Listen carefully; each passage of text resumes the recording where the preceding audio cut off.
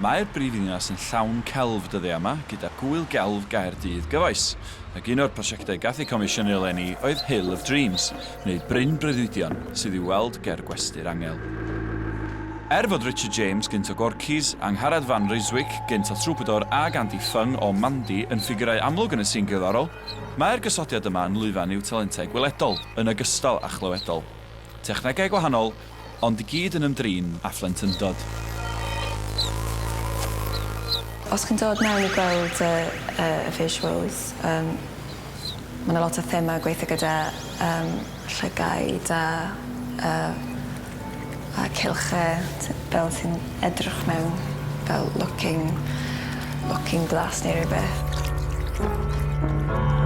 O'n i'n eisiau fod yn gwneud rhywbeth rhy llenyddol, rhy literal o plentyndod ni, fod rhyw fath o abstract syniad, really.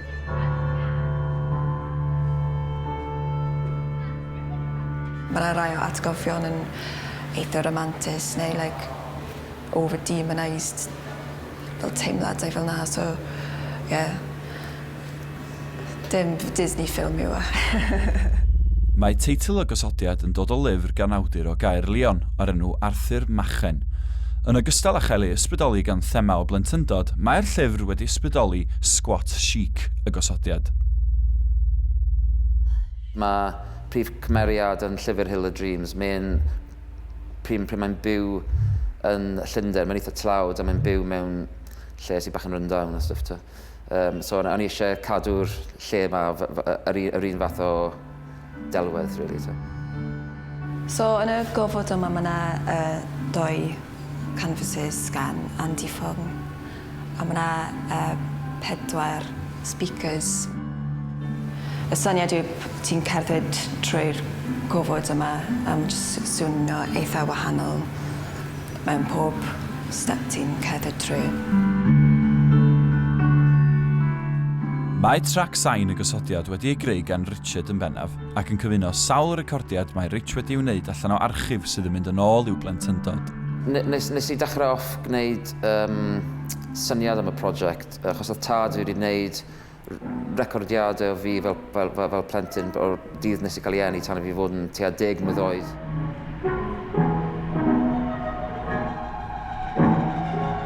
Nes I cymryd fel recordiadau maes o'r llefydd nath fi Angharad fynd I llefydd yn gorllewin Cymru a hefyd yr iseldiroedd lleoliadau lle nathon ni tyfu lan.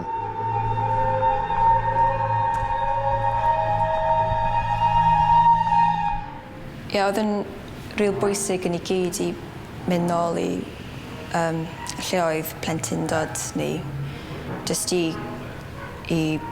cael y cysylltiad na unwaith eto a I teimlo'r hiraeth hefyd. His childhood home from afar. Ar gyfer y gosodiad, gwnaeth y 3 cerddor hefyd gydweithio gyda'r comediwr enwog Stewart Lee, sydd i'w glywed yn siarad yn y ffilm. Broad, majestic busk.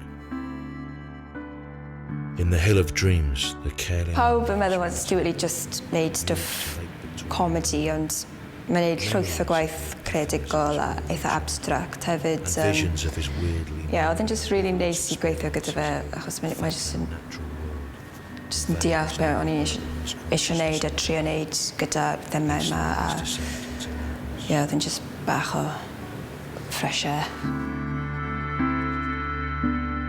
In The Secret Glory, the young Ambrose Merrick... Byddai'n profiad cyfoethog a hefyd mae yna lot o elfennau gwahanol yn mynd ymlaen yn y film visuals, gweithio celf Andy a hefyd yn y sain gan bod e'n surround sound. So gobeithio bydd fe'n annog pobl I dod nôl I profiadau fe mwy neu unwaith, falle gobeithio.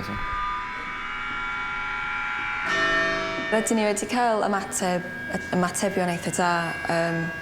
Wedi cael pobl mynd lan I fi yn dweud, dwi'n rili eisiau prynu'r llyfr a darllen a hefyd wedi cael pobl dod lan I fi yn dweud, mae'n rili atgoffa fi o plentyndod am ryw reswm a just wneud fi mor falch fel be ni wedi trio wneud, wedi gweithio.